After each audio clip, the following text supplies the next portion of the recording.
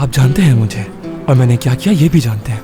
अगर कोई और होता, नौकरी तो दूर की बात तक ना करता मुझसे।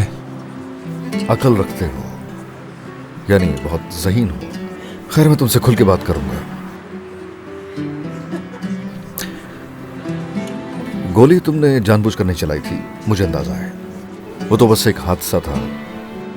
तुमने मोहब्बत की खातिर किया जो भी किया। ऐसा ही है ना? ऐसा ही है। वो लड़की नवाल है, सही कहा? ओके, ठीक हो गया।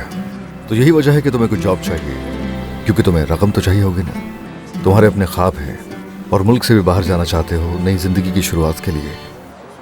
ऐसे ही है ना?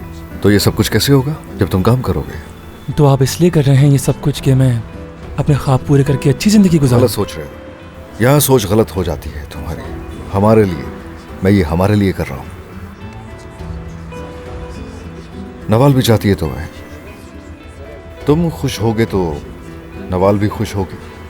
नवाल खुश होगी तो हुमैरा खुश होगी। हुमैरा खुश होगी तो मैं खुश होऊंगा।